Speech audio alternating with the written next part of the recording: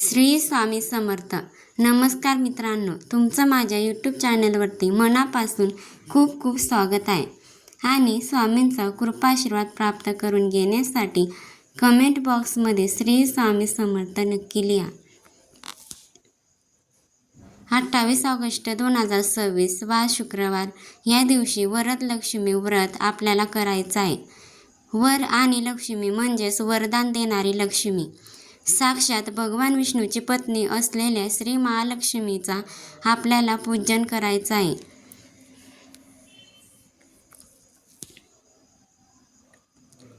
तेच आपण आजच्या व्हिडिओमध्ये पाहणार आहोत. रक्षाबंधनाचा आधीचा जो शुक्रवार येतो तेव्हा आपण वरदलक्ष्मी व्रत करत असतो. पण योगायोगी या वर्षी असा आला आहे की वरदलक्ष्मी व्रत व रक्षाबंधन एका दिवशी आले आहे.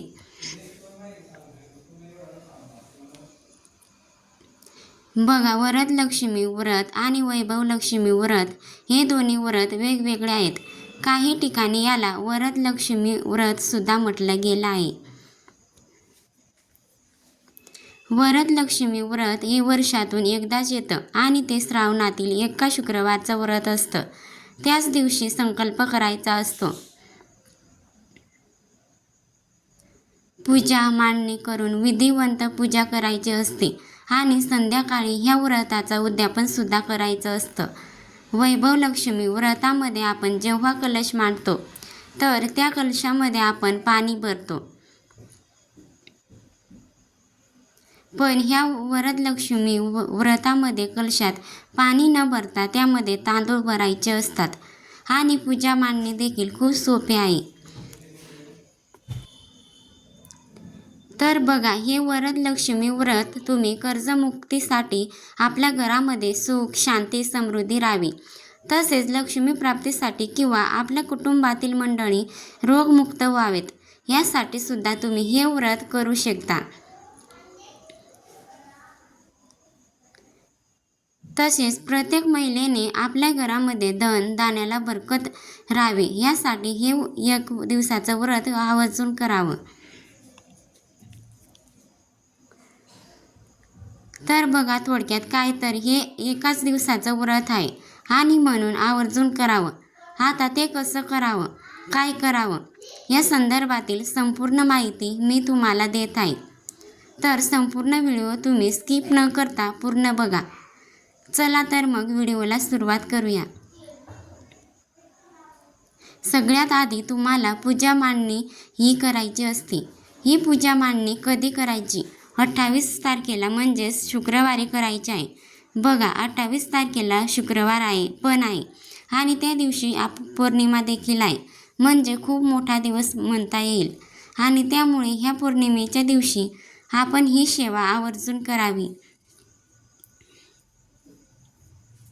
कारण पौर्णिमा ही माता लक्ष्मीला समर्पित असते. तरीही पूजा मांडणी तुम्ही सकाळी केली तरी चालेल, की जेणेकरून दिवसभर ती तुमच्या घरात राहील. जर तुम्ही वैभवलक्ष्मी व्रत करत असाल तर ज्या पद्धतीने वैभवलक्ष्मीची मांडणी असते त्याच्या शेजारी तुम्हाला ही मांडणी करायची आहे. आणि ही मांडणी तुम्ही दिवसभर करून ठेवण्याचा प्रयत्न करा, म्हणजे जेणेकरून दिवसभर माता लक्ष्मीचा वास आपल्या घरात राहील. अर्थात वैभवलक्ष्मीची मांडणी आपण संध्याकाळी करत असतो आणि ती दर शुक्रवारी करत असतो. आणि वरदलक्ष्मीची मांडणी ही वर्षातून एकदाच करायची असते आणि हे व्रत वर्षातून एकदाच केलं जातं आणि एकाच दिवशी हे व्रत केलं जातं. म्हणून सांगते की सकाळी मांडणी करा. अगदी सकाळी तुम्ही 5ला करा. ब्रह्ममुहूर्तावर केली तरी देखील खूप उत्तम. पण नाही शक्य होतं तर तुम्हाला तेवढे जास्त लवकर मांडणी करता येईल तेवढे लवकर करण्याचा प्रयत्न करा. आता ही पूजा मांडणी कशी करायची ते पण तुम्हाला सांगते. पण सगळ्यात आधी वरदलक्ष्मी व्रत वरदलक्ष्मी व्रत हे तेलंगणा कर्नाटकामध्ये या दिवशी केले जातात. पण महाराष्ट्रामध्ये ही सेवा केली जात नाही. पण माता लक्ष्मीचीही सेवा आपल्याही घरात व्हावी. तिने आपल्या घरात स्थायी स्वरूपात वास करावा असं प्रत्येकाला वाटत असतं. म्हणून ही मांडणी तुम्हाला करायची आहे.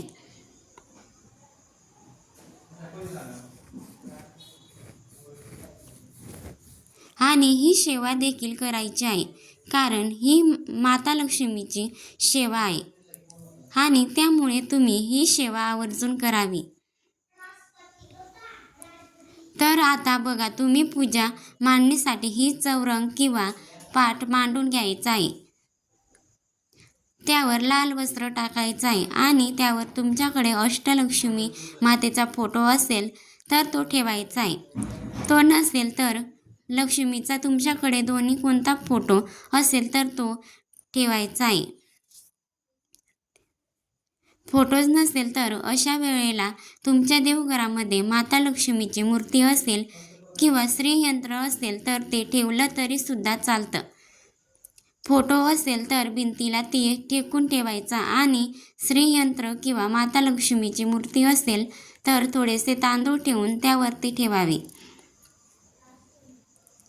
त्यानंतर देवघरातील गणपती बाप्पाची मूर्ती किंवा गणपती बाप्पा स्वरूप म्हणून एक सुपारी घ्यायची आहे. 2 विड्याचे पानं ठेवायचे आहेत आपल्या उजव्या हाताला आणि त्यावरती थोडीशी तांदळाची रास आणि त्यावर गणपती बाप्पाची मूर्ती किंवा गणपती बाप्पा स्वरूप तुम्ही जी सुपारी घेतलेली असेल ती ठेवायची आहे.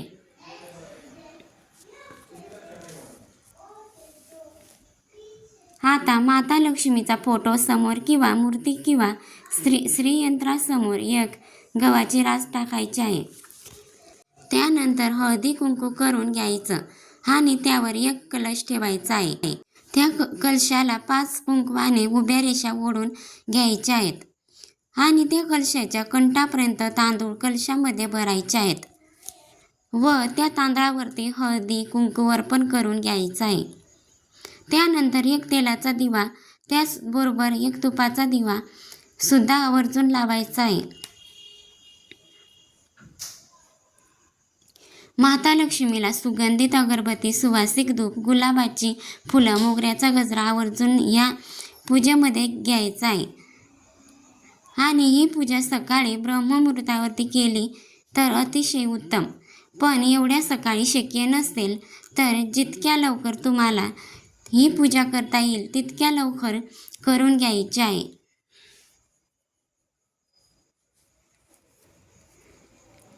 कारण हे व्रत फक्त 1 दिवसाचं असतं. त्यामुळे सकाळी लवकर पूजा केली की ती दिवसभर आपल्या घरामध्ये राहते. जेणेकरून आपल्या घरातील वातावरण सकारात्मक लहरी तयार होतात. ते आपल्या घरामध्ये वास्तूमध्ये पसरतात आणि त्यामुळे आपल्या घरातील वातावरण हे प्रसन्न राहतं.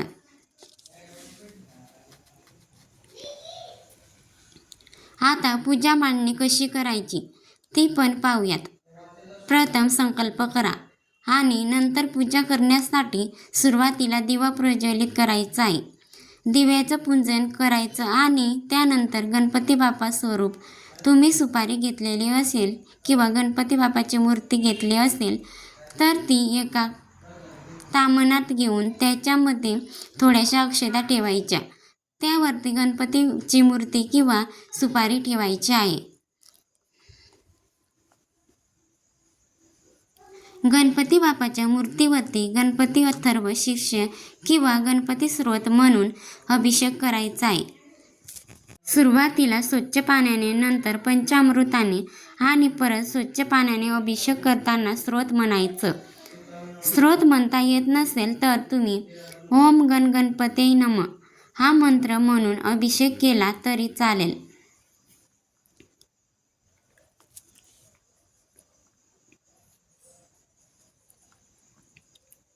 अभिषेक झाल्यानंतर मूर्ती स्वच्छ पुसून घ्यायची आहे.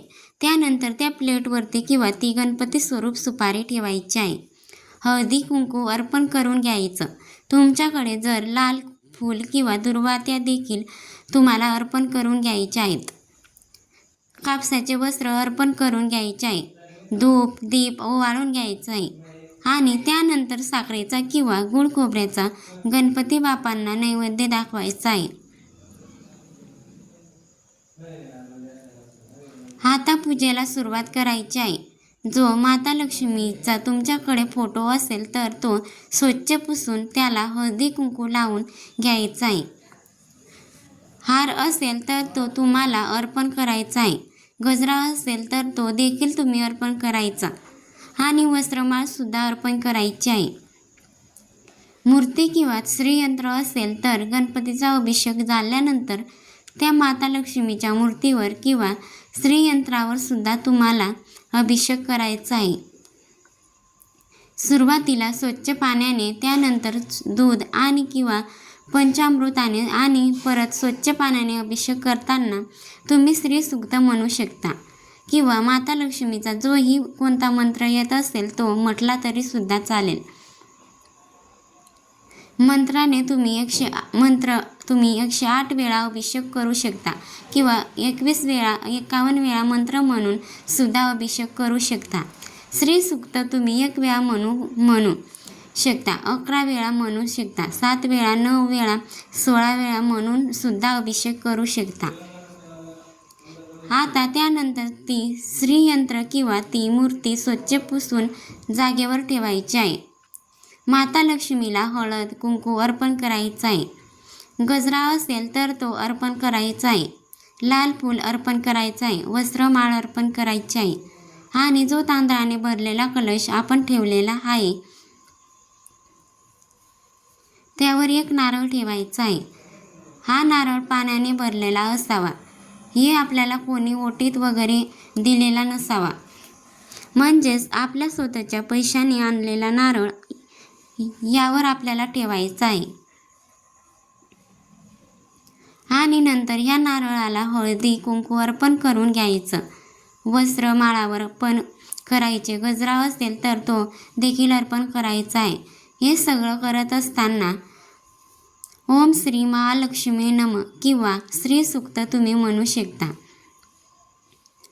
किंवा महालक्ष्मी अष्टकम तुम्ही म्हणू शकता. आणि त्यानंतर आता आपल्याला नैवेद्य दाखवायचा आहे. नैवेद्य मी सुरुवातीला सांगितल्याप्रमाणे या 21 प्रकारच्या नैवेद्यामध्ये तुम्ही ड्रायफ्रूट्स, गोड पदार्थ आणि फळं मिळून 21 नैवेद्य तयार करू शकता आणि त्याचा नैवेद्य दाखवू शकता. जसं की तुम्ही काजू, मनुके, बदाम, वेगवेगळे फळं, गोड पदार्थामध्ये दूध, साखर, बासुंदी किंवा अजून जे काही असेल असं सर्व मिळून तुम्ही 21 प्रकारचे थोडे थोडे पदार्थ छोट्या वाटीमध्ये किंवा प्लेटमध्ये घ्यायचे आहेत. आता यामध्ये तुम्ही ड्रायफ्रूट्स, मग काजू, बदाम असेल तर माता लक्ष्मीला ते देखील तुम्ही अर्पण करू शकता. तुम्ही फक्त दूध साखरेचा नैवेद्य जरी देवी माता लक्ष्मीला अर्पण केला तरीसुद्धा तो प्रिय आहे किंवा तुम्ही खीर देखील अर्पण करू शकता. अगदी तुम्ही शिरा जरी केला तरी काही हरकत नाही. लवंगा बघा, माता लक्ष्मीला लवंगा खूप प्रिय आहे. ते सुद्धा तुम्ही देवी माताला लक्ष्मीला नैवेद्य म्हणून अर्पण करू शकता. वेलदोडे, ज्याला आपण वेलची म्हणतो, ते सुद्धा अर्पण करायचे आहे. बघा, तुमच्याकडे 21 प्रकारचे नैवेद्य देता आले नाही तर तुमच्याकडे जे देता येईल ते द्या. शेवटी भक्ती महत्त्वाची आहे आणि नैवेद्य दाखवून आरती करायची आहे. सुरुवातीला गणपतीची आरती, त्यानंतर माता लक्ष्मीची आरती, वरदलक्ष्मी व्रताची आरती करू शकता आणि त्यानंतर कहाणी वाचायची आहे. तुमच्याकडे पुस्तक असेल तर तुम्ही ती वाचू शकता. आता ह्या दिवशी उपवाससुद्धा करायचा असतो. उपवास दिवसभर करायचा आहे आणि संध्याकाळी उद्यापन झाल्यानंतर उपवास सोडायचा आहे. उपवासाला तुम्ही फळं खाऊ शकता. चहा, कॉफी, दूध सुद्धा घेऊ शकता. साबुदाणा किंवा बगर गोड बनवून तुम्ही खाऊ शकता. पण शक्यतो तिखट मिठाचा वापर करू नये. पण आपल्यापैकी बरेच जण असे आहेत की त्यांना डॉक्टरांनी उपवास करू नका असं सांगितलेलं आहे आणि त्यांचा हा उपवास करण्याची इच्छा आहे. तर अशा वेळेला तुम्ही औषध गोळ्या वगैरे सुरू असतील उपवासाचे तिखट पदार्थ खाऊ शकता. पण त्यामध्ये मीठ जे आहे ते तुम्ही उपवासाचं वापरा. ज्याला सदैव मीठ म्हटलं जातं तर त्या मिठाचा वापर करा आणि तिखट मिठाचा जर फराळ करणार असाल तर तो फक्त तुम्ही एकदाच खा. संध्याकाळी उद्यापनानंतर लगेच आपल्याला आपला उपवास जो आहे तो सोडायचा आहे. आता उद्यापन कसे करावे? उद्यापनासाठी 5, 7, 9 सुवासिनी महिला बोलवायच्या आहेत. जर नाही मिळाल्या तर एक सुवासिनी किंवा एक कुमारिका माता लक्ष्मी स्वरूप मानून तिची पूजा करावी. आता पूजा मांडणे तर आपण सकाळीच केलेले आहे. संध्याकाळी फक्त धूप आणि दीप आपल्याला लावून घ्यायचा आहे. ज्या काही महिला किंवा कुमारिका आपल्या घरी येतील, पायपूजन म्हणजे त्यांचे पाय वगैरे स्वच्छ धुवायचे आहेत. त्यांना हळदी कुंकू लावायचं आहे. त्यांना बसण्यासाठी आसन द्यायचं आहे. त्यांना पिण्यासाठी तुम्ही चहा, कॉफी किंवा दूध देखील देऊ शकता. तुम्हाला हवा असेल तर तुम्ही खीर बनवू शकता किंवा तुम्हाला जर हवं असेल तर तुम्ही अगदी जेवणसुद्धा त्यांना बनवू शकता. वरण, भात, भाजी, पोळी, त्यामध्ये गोड पदार्थ स्पेशल खीर बनवायची आहे. आणि ह्या स्वयंपाकामध्ये कांदा लसूण याचा वापर अजिबात करायचा नाही. तसेच ह्यापैकी जे शक्य असेल ते तुम्ही तुमच्या सुवासिनींना खाण्यासाठी किंवा पिण्यासाठी देऊ शकता. आता त्यानंतर त्यांची ओटी देखील भरायची आहे आणि त्या ओटीमध्ये एक फळ जे आहे ते आवर्जून द्यायचं आहे. आणि या प्रकारे साध्या सोप्या पद्धतीने उद्यापन करायचं आहे. आता उद्यापन झाल्यानंतर रात्री उपवास सोडायचा आहे. उपवास सोडताना जो काही गोड पदार्थ आपण नैवेद्य दाखवल्यामध्ये असेल तर तो गोड पदार्थ अगोदर खायचा आणि त्यानंतर वरण, भात, भाजी, पोळी खाऊन आपल्याला हा उपवास सोडायचा आहे. आता दुसऱ्या दिवशी सकाळी स्नान झाल्यानंतर उत्तर पूजा करायची आहे. उत्तर पूजा करण्यासाठी जिथे पूजा मांडणी केलेली आहे तिथे दिवा लावायचा आहे. या पूजेवरती हळदी कुंकू अर्पण करायचं आहे. थोड्याच उजव्या हातामध्ये अक्षता घ्यायच्या आहेत. पूजेदरम्यान काही चूक भूल झाले असेल तर त्याबद्दल क्षमा मागायची आणि माता लक्ष्मीला तू माझ्या घरामध्ये सदैव कायम स्थिर भगवान विष्णूसोबत तुझ्या आशीर्वादाने तुझ्या कृपेने माझं घर नेहमी धनधान्याने भरलेलं राहू दे किंवा व्यतिरिक्त अजून जे काही तुम्हाला माता लक्ष्मीकडे मागायचं असेल तर ते मागायचं आणि या अक्षता पूजेवरती आपल्याला अर्पण करायच्या आहेत. आणि त्यानंतर मग ही पूजा उचलायची आहे. मूर्ती, फोटो जे काही असतील तर ते जागेच्या जागेवर ठेवायचं. दिवे वगैरे स्वच्छ करून आपण ते वापरू शकतो. आणि सकाळी उत्तर पूजा करताना जो दिवा लावलेला आहे तो हाताने विझवायचा नाही किंवा तो शांत करायचा नाही. तो दिवा तसाच उचलायचा आणि देवघरासमोर किंवा तुळशीसमोर ठेवायचा आहे. जे खालचं आपले दाणे आहे गहू ते साठवणीतल्या दाण्यामध्ये टाकायचं आहे.